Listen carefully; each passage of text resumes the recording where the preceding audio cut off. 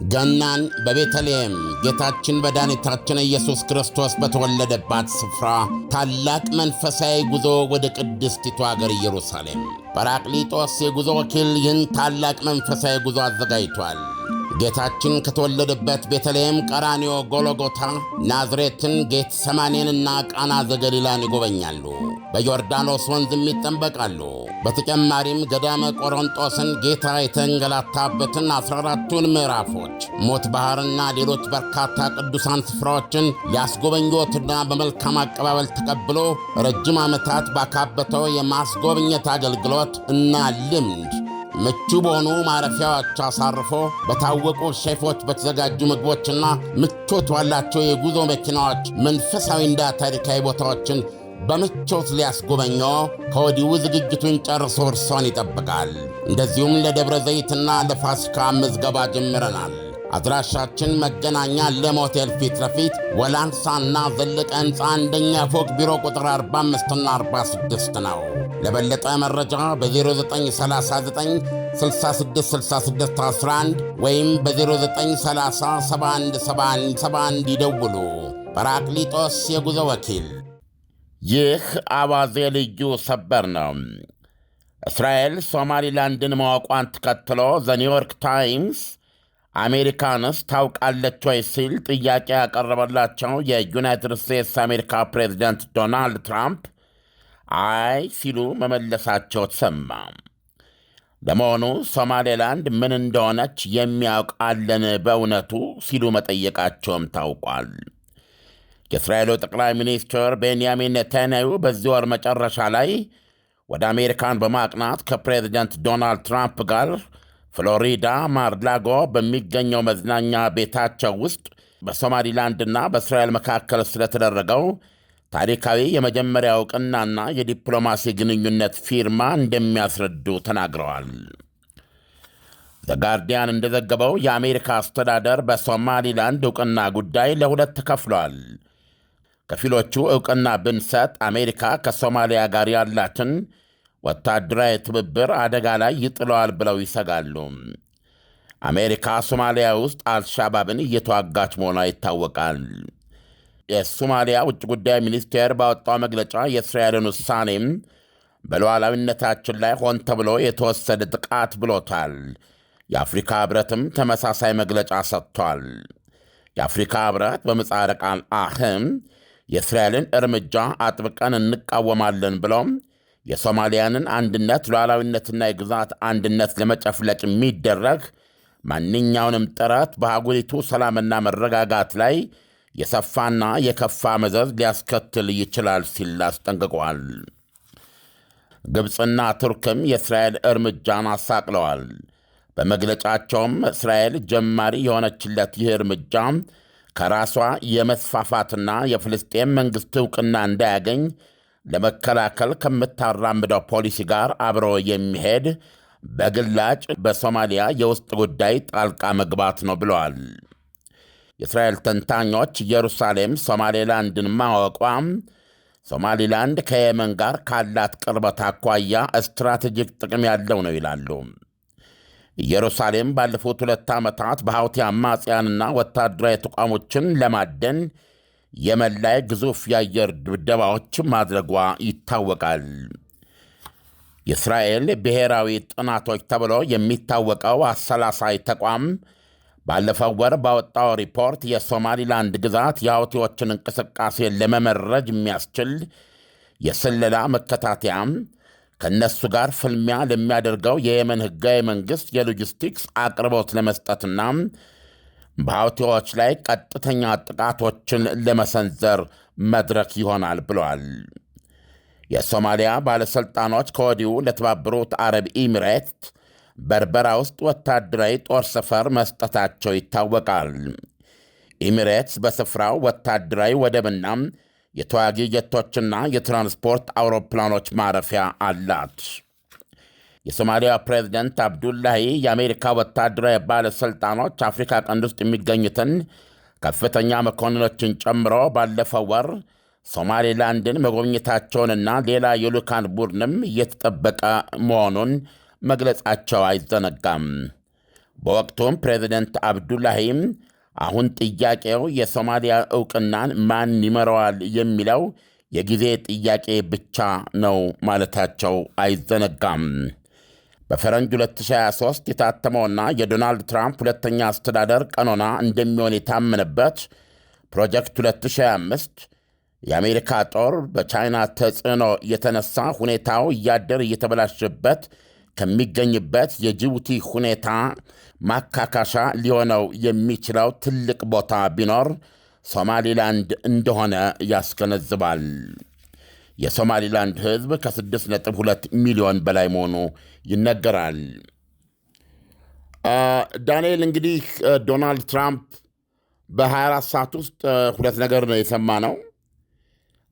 ዋናውና የመጀመሪያው በትናንትናው ዕለት እስራኤል የወሰደችው አይስ ብሬከር የሆነ ለሶማሊላንድ 34 ዓመታት ያስቆጠረ ዓለም አቀፋዊ ዕውቅና አልቦነት፣ በዚህም የተነሳ በተባበሩት መንግስታት ድርጅት ዕውቅና ከታቀፉ የዓለም ማኅበረሰብ አካል ሳትሆን ነገር ግን ከሞቃዲሾ ሶማሌ ተነጥላ ዲፋክቶ ሀገር ሆና ሁለንተናዊ ሀገራዊ ባህሪ ይዛ በእውነት ለብዙ አሁን ላልኩ ዓመታት የቆየችበትን ሁኔታ አይነ ጥላውን የገፈፈ እርምጃ ነው እስራኤል የወሰደችው።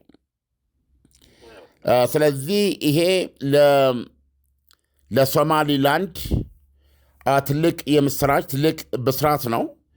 በሁለቱ ሀገሮች መካከል የዕውቅና ሰነድ ብቻ ሳይሆን በፍጥነት ዲፕሎማሲያዊ ግንኙነትም መስርተዋል እና ይህንን ተከትሎ ሁለቱም አንዱ ወደ ሌላው ሀገር ርዕሰ ከተማ ዲፕሎማቶቻቸው አምባሳደሮቻቸውን ለመላክና አብሮም ጠቅላይ ሚኒስትር ኔታንያሁ በዚህ ዕለት ይህ ሰነድ እየተፈረመ ባለበት ወቅት ለሶማሊላንዱ ፕሬዚደንት እስራኤልን እንዲጎበኙ ግብዣ አድርገዋል። የሶማሊላንድ ፕሬዚደንትም በተቻለ ፍጥነት ይህንን ጉብኝት እንደሚያካሂዱ ገልጸዋል። የነዚህ የሁለት ሀገሮች ግንኙነትም አብርሃም አኮርድስ ተብሎ በሚታወቀው በእስራኤልና በአረብ ሀገራት መካከል ይፋዊ ዲፕሎማሲያዊ ግንኙነት የመመስረት ተልዕኮ ያለው የፕሬዚደንት ዶናልድ ትራምፕ የመጀመሪያ የሥልጣን ዘመን ፖሊሲ ውጤት የሆነው በአብርሃም አኮርድስ በአብርሃም ስምምነቶች መንፈስ የተካሄደ መሆኑን ሁለቱም ወገኖች ገልጸዋል እና እስራኤል በዚህ በአብርሃም አኮርድስ መሠረት ከዚህ በፊት ከተባበሩት አረብ ኤሚሬትስ ከባህሬንና እንደዚሁም ከሞሮኮ ጋር ሙሉ ዲፕሎማሲያዊ ግንኙነት አቅንታለች። አሁን ደግሞ ከሶማሊላንድ አብዛኛው ሕዝቧ የሱኒ እስልምና ተከታይ ነው እና እንዲህ አይነት ግንኙነት በማራመድ እንግዲህ አራተኛዋ ሀገር መሆኗ ነው ሶማሊላንድ ማለት ነው። ስለዚህ ትልቅ ምዕራፍ የገለጠ ነው።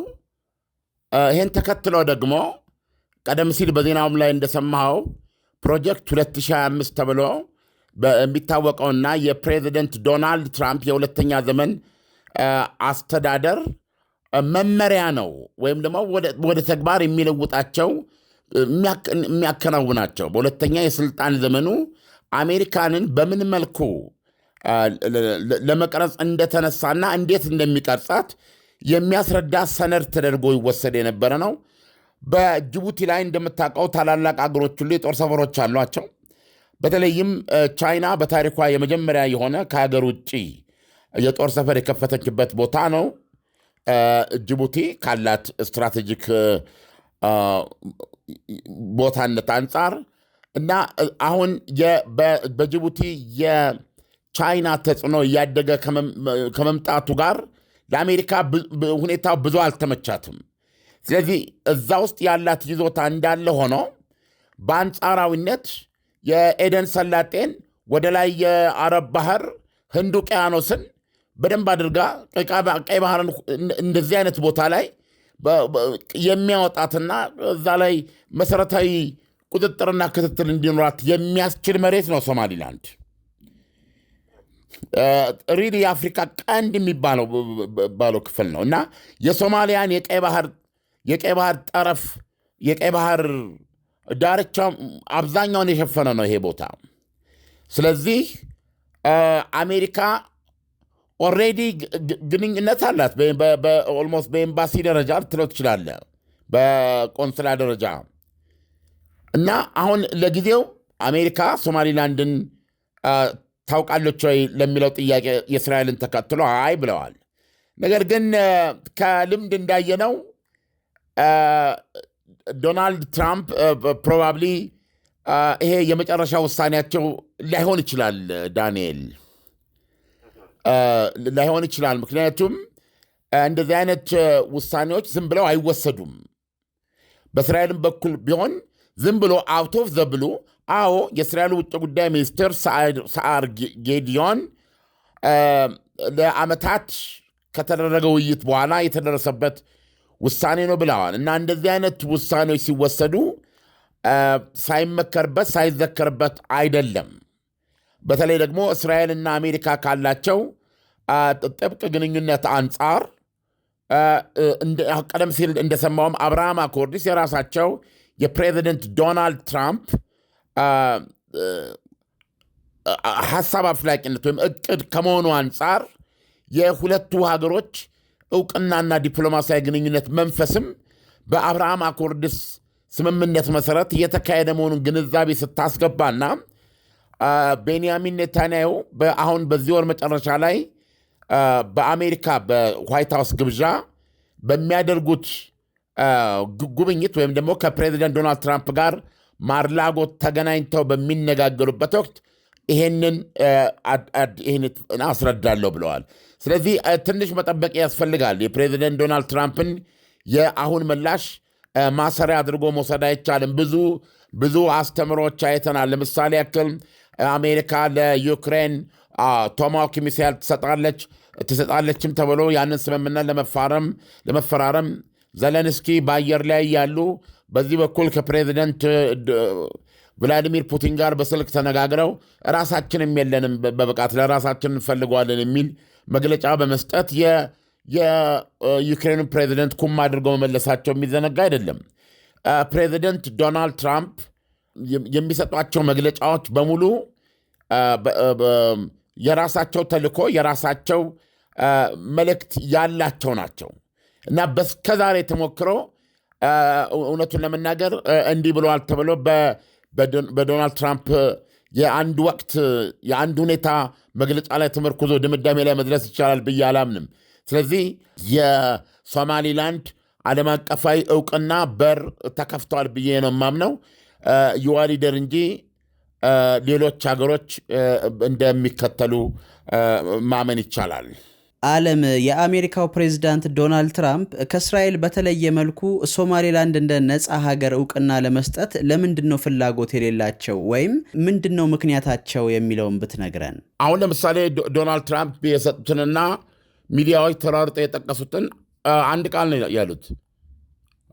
ሶማሊላንድ ዕውቅና ይሰጣሉ ሲባል አይ ነው ያሉት እና ከዛ ምንድን ነው ያሉት? ለመሆኑ ሶማሊላንድ ምን እንደሆነች በእውነቱ ማን ያውቃል የሚል ጥያቄ ነው ያቀረቡትና ይሄ በጣም ኢኖሰንት የሆነ ነው የሚመስለው። ምንም አይነት ስለዛች አገር እንደ ዩናይትድ ስቴትስ አሜሪካ ፕሬዚደንትነታቸው ማብራሪያም ሆነ መግለጫ ወይም ጉዳይ ሆኖ ቀርበው እንደማያውቅና እሳቸው ምን የሚያውቁት ነገር እንደሌለ ነው የሚያሳየው። ይሄ ግን እውነት አለመሆኑን ነው የምነግረው። ስለዚህ ዶናልድ ትራምፕ በዚህ ሰዓት ይሄን ማለት ታስፈልጓቸዋል ብዬ ነው የምደመድመው። ዳንኤል በዚህ ሰዓት ለአሜሪካ ሶማሊላንድን በተመለከተ ዕውቅና ትሰጣለች አትሰጥም ለሚለው በዚህ ሰዓት ይሄን ነው ማለት ይፈልጉት። ወይል የቀረበ ምክንያት አለ። አሜሪካ የምታካሄደው ጸረ ሽብር ውጊያ አንዱ ግንባር አልሻባብ እንደሆነ ይታወቃል። ሶማሊያ ውስጥ አልሻባብ ነው። አልሻባብ ደግሞ ከአይኤስ ወይም ኢስላሚክ ስቴት ከሚባለው ጋር ቁርኝት ፈጥሯል ተብሎ እስካሁን ድረስ በሚገርም ሁኔታ እንግዲህ በእውነት ሕፃናት ተወልደው ጎልምሰዋል። ከ10 ዓመት በላይ ከዚህ አልሻባብ ከሚባለው ኃይል ጋር ያላቋረጠ ውጊያ እየተደረገ ነው ያለው እና አንዳንዴ መላው የጠፋ ነገር ነው ዳንኤል። አሜሪካን በየጊዜው ትደበድባለች። የኢትዮጵያን ጨምሮ በርካታ የአፍሪካ ሀገሮች ዩኒሶን በሚባል ተደራጅተው ሲዋጉ ኖረዋል። ዞሮ ዞሮ ግን አልሻባብ ጠፋ የተባለበት ሁኔታ የለም እና እንግዲህ ከዶናልድ ትራምፕ አሁንም ይህንን ውጊያ መቀጠል የሚፈልጉ ናቸው። ለዚህ ውጊያ ደግሞ የሞቃዲሾ መንግስት ትብብር አስፈላጊ ነው። ስለዚህ አሁን አሜሪካ ለሶማሊላንድ እውቅና ብትሰጥ የሞቃዲሾ መንግስት ደግሞ ይህንን ትብብር አያደርግም ወይም የአሜሪካንን የጸረ ሽብር ተልዕኮ ችግር ላይ ሊወድቅ ይችላል የሚል ነው። ያም ሆነ ያም ማለ ትንሽ ጊዜ መጠበቅ ያስፈልጋል የአሜሪካንን ትክክለኛ አቋም በቅጡ ለማወቅ። ዓለም ዶናልድ ትራምፕ ለሶማሌላንድ እውቅና ለመስጠትም ሆነ ለመከልከል የሚያስችላቸው የራሳቸው የሆነ ፖሊሲ አለ ወይ? ወይም ደግሞ ለሶማሌላንድ እውቅና ለመስጠት ምን አይነት ነገሮችን መሰረት ሊያደርጉ ይችላሉ የሚለውን ብትነግረን። በሶማሊላንድ በጣም ስትራቴጂክ የሆነ ቦታ ላይ ነው የተቀመጠችው። ሶማሊላንድ የኤደን ሰላጤ ደቡባዊ ዳርቻ ናት። ከየመን ጋር ኤደን ሰላጤ በየመንና በሶማሊላንድ መካከል ነው ያለው። አለፍ ብለህ የአረብ ባህር፣ ህንድ ውቅያኖስ፣ በቃ እንዴት ነው የሚባለው? የትኛውም ኃይል የትኛውም ታላቅ ኃይል ታላቅ የባህር ኃይል ነው። ታላቅ የባህር ኃይል ያልሆነ ታላቅ መንግስት የለም። ስለዚህ አሁን አንደኛ በዚህ በኩል የሚካሄደውን የንግድ ትልልፍ ከፍተኛ የዓለም ከፍተኛ የንግድ ትልልፍ የሚደረግበት መስመር ነው። እዚህ ቦታ ላይ አሜሪካ ልክ ጅቡቲ ያላትን ወታደራዊ ጦር ሰፈር የማይተናነስ ጠቀሜታ ያለው ቦታ ነው። ጅቡቲ ላይ አሁን እንደሰማው በ2025 ፕሮጀክት እንደገለጸው ቻይና የመጀመሪያ ከሀገር ውጭ የመጀመሪያ የሆነ ጦር ሰፈሯን የከፈተችበት ቦታ ነው ጅቡቲ። ብዙ ሀገሮች አላቸው እዛ ጦር ሰፈር። ስለዚህ ይሄንን እዚህ ጦር ሰፈር ላይ መመስረት ብቻ ሳይሆን ቻይና በጅቡቲ ላይ እያሳደረች ያለው ተጽዕኖና እዛ ላይ ኃይሏን እያጠናከረች መምጣቷ ሁለቱ ስትራቴጂክ ተፎካካሪ ተገዳዳሪዎች በመሆናቸው የአሜሪካንን ይዞታ አጨናንቆታል ወይም ይበልጥ የማይመች አድርጎታል ይላል። ስለዚህ አሜሪካ ያላትን በቀይ ባህርም ሆነ በዚህ በህንድ ውቅያኖስ ዙሪያ ያላትን ቁጥጥር ያላትን ይዞታ በአስተማማኝ ለማጠናከር ሶማሊላንድ ተጨማሪ ትልቅ ማካካሻ የምትሆናት ነች። ቻይና ወደ ሶማሊላንድ መምጣት አትችልም። ምክንያቱም ሶማሊላንድና ታይዋን በጣም የቅርብ ግንኙነት አላቸው። ምናልባትም ሶማሊላንድ አሁን ለ34 ዓመታት ያጣችው ዓለም አቀፋዊ እውቅና ህጋዊነት አሁን አይነ ጥላው ከመሰበሩ አኳያ በርካታ ሀገሮች ይህንን እውቅና ሊያጎናጽፏት ይችላሉ እና በጣም የሚገርም ሁኔታ ሶማሊላንድ በተባበሩት መንግስታት እውቅና አግኝታ የዓለም ማህበረሰብ አንዱ አካል በመሆን የውጭ ብድሮች ምንድነው እርዳታዎች የመሳሰሉትን ኢንቨስትመንት ማግኘት ከተለያዩ የዓለም ሀገራት ጋር ግንኙነት መመስረትና ራሷን ማሳደግ የምትችልበት ሁኔታ ሲፈጠር ፕሮባብሊ በአጸፌታው ለታይዋን እውቅና የሰጠች የመጀመሪያዋ የተባበሩት መንግስታት አባል ሀገር ልትሆን ትችላለች ሶማሊላንድ። ስለዚህ ያ ቦታ ሶማሊላንድ ቻይና ብቅ የማትልበት ቦታ ነው ልልህ ነው ባጭሩ። ከታይዋን ጋር መልካም ግንኙነት ያላቸው ቦታዎች በሙሉ የቻይና ጠላት ናቸው።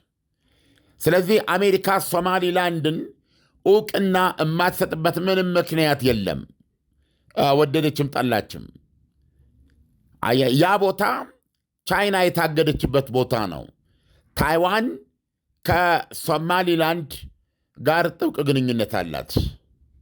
ስለዚህ ሶማሊላንድ በተራዋ እስካሁን ካጣቸው ዓለም አቀፍ ዕውቅና ወጥታ የተባበሩት መንግስታት ድርጅት የዓለም ማህበረሰብ እቅፍ ውስጥ ስትገባ እስራኤል ለሶማሊላንድ እንዳደረገችው ሁሉ ለታይዋንም ልታደርግ ትችላለች ሶማሊላንድ በተራዋ።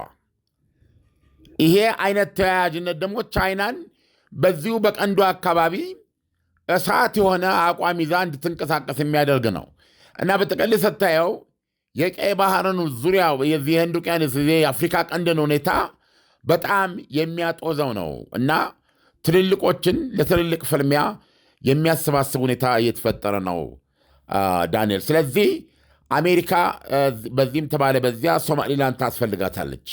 ዓለም ለትንታኔው በጣም አመሰግናለሁ። መልካም ቀን ይሁንልህ። መልካም ቀን። ገናን በቤተልሔም ጌታችን መድኃኒታችን ኢየሱስ ክርስቶስ በተወለደባት ስፍራ ታላቅ መንፈሳዊ ጉዞ ወደ ቅድስቲቱ አገር ኢየሩሳሌም ጰራቅሊጦስ የጉዞ ወኪል ይህን ታላቅ መንፈሳዊ ጉዞ አዘጋጅቷል። ጌታችን ከተወለደበት ቤተልሔም፣ ቀራንዮ፣ ጎልጎታ፣ ናዝሬትን፣ ጌቴሰማኔንና ቃና ዘገሊላን ይጎበኛሉ። በዮርዳኖስ ወንዝም ይጠመቃሉ። በተጨማሪም ገዳመ ቆሮንጦስን ጌታ የተንገላታበትን 14ቱን ምዕራፎች፣ ሞት ባሕርና ሌሎች በርካታ ቅዱሳን ስፍራዎችን ሊያስጎበኞትና በመልካም አቀባበል ተቀብሎ ረጅም ዓመታት ባካበተው የማስጎብኘት አገልግሎት እና ልምድ ምቹ በሆኑ ማረፊያዎች አሳርፎ በታወቁ ሼፎች በተዘጋጁ ምግቦችና ምቾት ባላቸው የጉዞ መኪናዎች መንፈሳዊና ታሪካዊ ቦታዎችን በምቾት ሊያስጎበኘው ከወዲሁ ዝግጅቱን ጨርሶ እርሶን ይጠብቃል። እንደዚሁም ለደብረ ዘይትና ለፋሲካ ምዝገባ ጀምረናል። አድራሻችን መገናኛ ለም ሆቴል ፊት ለፊት ወላንሳና ዘለቀ ሕንፃ አንደኛ ፎቅ ቢሮ ቁጥር 45ና 46 ነው። ለበለጠ መረጃ በ0939 666611 ወይም በ0930 717171 ይደውሉ። ጰራቅሊጦስ የጉዞ ወኪል